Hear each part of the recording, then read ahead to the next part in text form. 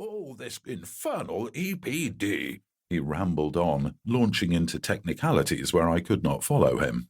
He was interrupted by a small page boy who approached and murmured something in his ear.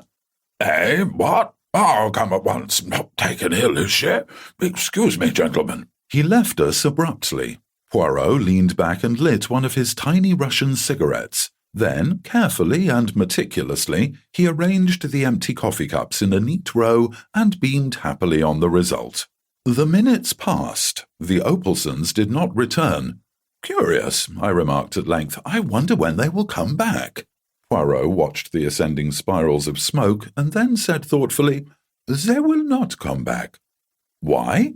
"Because, my friend, something has happened." "What sort of thing? How do you know?" I asked curiously.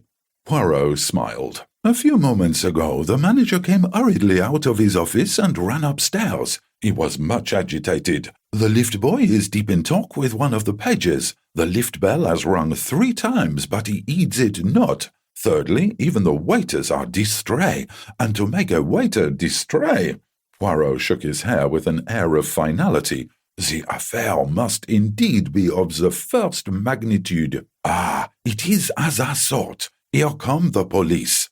2 men had just entered the hotel, one in uniform, the other in plain clothes. They spoke to a page and were immediately ushered upstairs. A few minutes later, the same boy descended and came up to where we were sitting. "Mr. Opalson's compliments, and would you step upstairs?" Poirot sprang nimbly to his feet. One would have said that he awaited the summons. I followed with no less alacrity. The Opalsons' apartments were situated on the 1st floor. After knocking on the door, the page boy retired and we answered the summons, "Come in." A strange scene met our eyes. The room was Mrs. Opalson's bedroom, and in the centre of it, lying back in an armchair, was the lady herself, weeping violently. She presented an extraordinary spectacle, with the tears making great furrows in the powder with which her complexion was liberally coated. Mr. Opalson was striding up and down angrily. The 2 police officials stood in the middle of the room, one with a notebook in hand.